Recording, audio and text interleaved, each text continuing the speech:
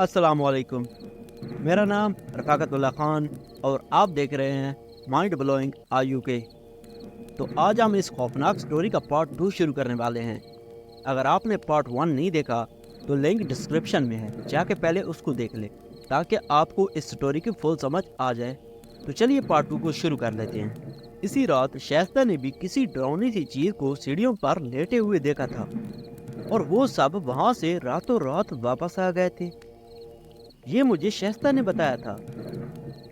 आसिफ ने कहा, अरे बाजी, तो हम वहाँ पढ़ाई करा लेंगे तो सब ठीक हो जाएगा। डीलर ने कहा, आसिफ भाई ये सब सिकंदर साहब करवा चुके हैं।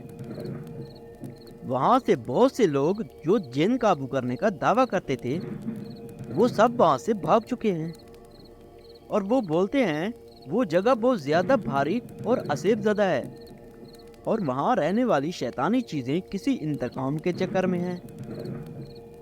इस वजह से मैं कहता हूँ कि आप उस घर के बारे में ना सोचें और आपको मैं 60-70 लाख में कोई अच्छा सा घर दिलवा दूंगा और वो भी स्कीम में। आसिफ ने अजीब सा मुंह बनाते हुए कहा, अच्छा ठीक है, पर अभी मेरे पास पैसे नहीं हैं कि मैं अपने ज़ाती 30-40 लाख खर्च कर दूं, वो भी अपने भाइयों के 30 लाख के लिए। ये कहते हुए आसिफ ने डीलर को कहा, आप ऐसा करें, अपना फ़ोन नंबर दें ताकि अगर मेरा कोई मूड हुआ घर लेने का तो मैं आपको कॉल करूँगा। डीलर ने मुस्कुराते हुए कहा, हाँ हाँ ठीक है, आप लिख लें मेरा नंबर और सुफियान के नाम से सेव कर लें। आसिफ ने नंबर लिख लिया। आसिफ ने डीलर की बीवी के कपड़ों के बारे में बात की। फिर डीलर की बीवी ने आसिफ को कपड़ों के सिलाई के बारे में समझाया और फिर डीलर और उसकी बीवी वहां से चले गए और उनके जाते ही आसिफ फिर से उस असेब ज़दागार के बारे में सोचने लगा। और फिर जब आसिफ रात को दुकान बंद करके अपने घर आया तो उसने अपनी बीवी से कहा, यार जल्दी से खाना लगा दो, बहुत भूख लगी है। तो रुखसाना ने कहा, हाँ हम सब भी आपका इंतज़ार कर रहे थे कि आज रात हम खाना सब मिलकर खाएंगे, क्योंकि तौसीफ और काशिफ भाई भी कह रहे थे कि आसिफ भाई से कोई बात करनी है, इसलिए उनके साथ ही खाना खाएंगे। अम्मी और बच्चों को मैंने खाना दे दिया, वो सो गए हैं। आसिफ ने कहा, मुझे मालूम है उन्होंने फिर आज घर के बारे में बात करनी है, चलो बुला लो उनको। अभी रुखसाना ने दस्तरख्वां लगाया और तौसीफ और काशिफ को बुला लिया और सब मिलकर खाना खाने लगे। तो आसिफ खाना सामने रख कर कुछ सोच रहा था। इतने में तौसीफ की नज़र आसिफ पर पड़ी तो आसिफ गहरी सोच में पड़ा हुआ था। तौसीफ ने कहा, आसिफ भाई क्या हुआ, क्या सोच रहे हो? आसिफ ने जैसे तौसीफ की आवाज़ ही नहीं सुनी, वो वैसे ही सोच में खोया रहा। फिर तौसीफ ने हैरत से काशिफ और रुखसाना की तरफ देखा तो रुखसाना ने आसिफ की तरफ देखते हुए आसिफ के हाथ को हिलाते हुए कहा, अजीम के अब्बू क्या सोच रहे हो? तो आसिफ एकदम से चौंक गया और कहा, हाँ हाँ क्या हुआ? तो रुखसाना ने कहा, तौसीफ आपको बुला रहा था, पर आप कहाँ खोए हुए थे? तो आसिफ ने कहा, कुछ नहीं, ऐसे ही। फिर तौसीफ की तरफ देखते हुए आसिफ ने कहा, हाँ तौसीफ क्या बात करनी थी? तौसीफ ने कहा, आसिफ भाई सब खैरियत तो है, पहले तो कभी हमने आपको ऐसे नहीं देखा, कुछ हुआ है क्या? आसिफ ने कहा, नहीं सब ठीक है, दरअसल आज मेरी दुकान पर एक डीलर आया था और उसने मुझे एक घर के बारे में बताया और वो घर तकरीबन 10 मरले का है और इसके 4 पोर्शन हैं, जिसमें 3 पोर्शन का काम बिल्कुल मुकम्मल हो चुका है और चौथे पोर्शन का कुछ काम बाकी है और घर पूरी तरह से वैसा ही है जैसा हम लोग चाहते हैं और उसकी कीमत भी मुनासिब है। अभी आसिफ ये बात कर ही रहा था तो तौसीफ ने झट से बोला, तो भाई इसमें सोचने वाली क्या बात है? इतना बड़ा घर और ऊपर से पोर्शन भी है तो हम इसमें आराम से रह सकते हैं। मैं तो कहता हूँ जल्दी से बयानिया कर दें, वरना ये घर कोई और ना ले ले। आसिफ ने कहा, अरे नहीं नहीं, इसे कोई नहीं ले सकता। इतने में रुखसाना ने कहा, पर वो घर है कहाँ, किस जगह पर है, कितना दूर है? आसिफ ने कहा, चूनिया के रास्ते में एक इलाका है, वहाँ पर है। काशिफ ने कहा, क्या वो कोई गांव है?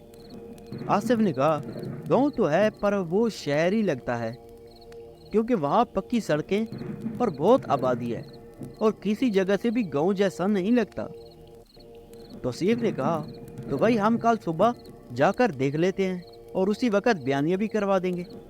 ये सुनकर आसिफ हाथ में रोटी का अजवाला पकड़े फिर से सोच में पड़ गया, क्योंकि आसिफ ने अभी तक अपने घर वालों को पूरी बात नहीं बताई थी, जो कि इस डीलर ने आसिफ को इस घर के बारे में बताई थी।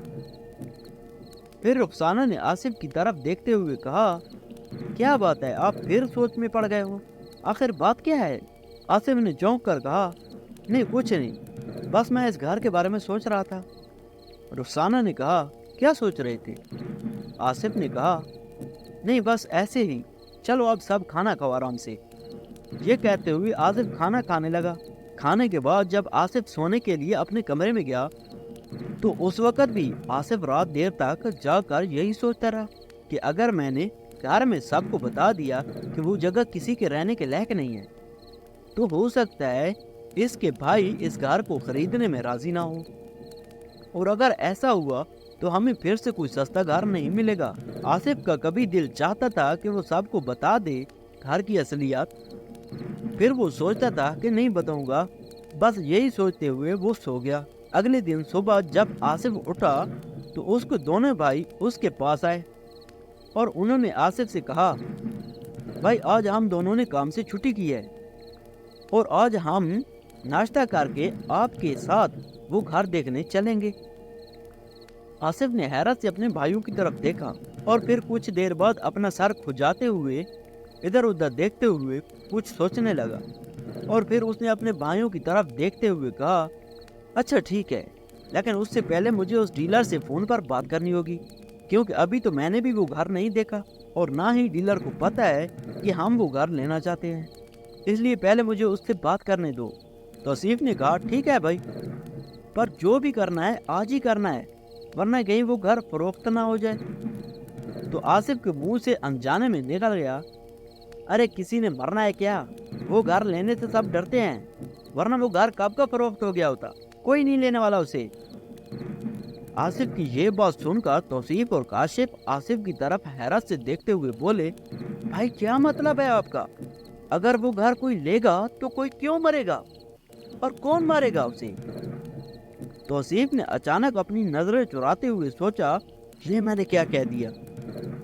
फिर आसिफ ने अपने भाइयों की तरफ देखते हुए कहा, यार तुम क्या बातें कर रहे हो, मैंने ऐसा कब कहा? जो इस घर को खरीदेगा वो मरेगा। तौसीफ ने हैरत अंगेज नजरों से आसिफ की तरफ देखते हुए कहा, आसिफ भाई अभी आप ही ने तो कहा है सब डरते हैं इस घर में रहने से, हमें बताएं असल बात क्या है और ऐसा क्या है उस घर में जो वहाँ रहने से लोग डरते हैं।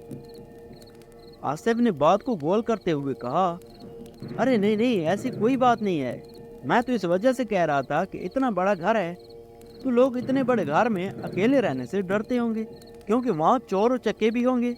यह सुनकर तौसीफ ने काशिफ की तरफ देखते हुए एक लंबी सांस ली और कहा, अरे आसिफ भाई तूने तो हमें डरा ही दिया, मैं समझा कोई दुश्मनदार बंदे का घर है जो आसिफ भाई ऐसा कह रहे थे। काशिफ ने कहा, हाँ मैं भी चौंक गया था आसिफ भाई की ये बात सुनकर। इतने में आसिफ ने कहा, अच्छा अब ये बातें छोड़ो, अब डीलर से बात करते हैं। ये कहते हुए आसिफ ने इसी डीलर को फ़ोन किया, फिर सलाम दुआ के बाद अपना तारुफ करवाया और फिर आसिफ ने कहा, सुफियान भाई मैं वो चुनियों वाला घर देखना चाहता हूँ। तो डीलर ने कहा, अरे आप वो घर क्यों देखना चाहते हैं? आसिफ ने कहा, सुफियान भाई मैंने अपने भाइयों से मशवरा किया है और वो भी इस घर को खरीदने पर राजी हैं, अब बस हमें वो घर दिखा दे। तो डीलर ने कहा, ठीक है मैं आपको लिए चलता हूँ, आप लोग मेरे घर के करीब आ जाए, वहाँ से हम सब उस घर की तरफ रवाना हो जाएंगे। इसके बाद डीलर ने अपने घर का पता बताया और आसिफ वगैरह नाश्ता करने के बाद उस डीलर के घर गए और वहाँ से उस घर की तरफ रवाना हो गए। और जब आसिफ और उसके भाई उस घर के करीब पहुँचने ही वाले थे कि वहाँ उस घर के पीछे वाली साइड पर लोगों का रश लगा हुआ था। ये देखते ही डीलर और आसिफ वगैरह उस रश के पास पहुँच गए तो वहाँ 2-3 जानवरों के चीथड़े पड़े हुए थे, जिसमें एक बकरी की कुछ खाल का हिस्सा और आंते और उसके साथ ही गाय भैंसों के आधे खाए हुए कुछ हिस्से पड़े हुए थे। ऐसा लग रहा था जैसे किसी जंगली जानवर ने उन्हें चीर फाड़ दिया हो। और एक शख्स अपना सर पकड़ के उनके पास बैठा हुआ था। डीलर ने उस शख्स से पूछा, भाई ये सब क्या हुआ? उस शख्स की आंखों में आंसू थे और वो डीलर की तरफ देखकर रोते हुए बोला, भाई पता नहीं ये क्या हुआ है, मेरे जानवर गुज़िश्ता रात से गायब थे और मैंने उनको हर जगह तलाश किया था, पर ये मुझे कहीं नहीं मिले। तो मुझे किसी ने बताया कि उसने मेरे जानवर इस घर के करीब देखे थे और जब मैं इस घर के पास आया तो यहाँ कुछ भी नहीं था। इसके बाद मैं थक कर अपने घर चला गया और आज सुबह ही जब मैं उनको ढूंढते हुए इस तरफ आया तो ये जानवर मुझे इस हाल में मिले हैं। अब मैं क्या करूं इनका? डीलर ने इसको दिलासा देते हुए कहा, भाई जो हुआ इसके लिए मुझे अफसोस है, लेकिन ऐसे तो लगता है जैसे इस इलाके में कोई शेर या चीता घुस आया है जिसने ये सब किया है। इतने में इस रश में खड़ा हुआ एक शख्स बोला, अरे भाई ये शेर चीते का काम नहीं है, बल्कि ये किसी चीज़ का काम है जो इस भूतिया घर में रहती हैं। इस आदमी की बात सुनकर तौसीफ और काशिफ चौंक गए। तो इस कहानी का पार्ट 2 यहाँ पर ख़त्म होता है।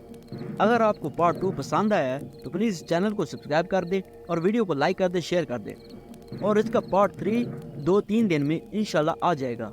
तो मुझे दीजिए इजाज़त। अल्लाह हाफिज़।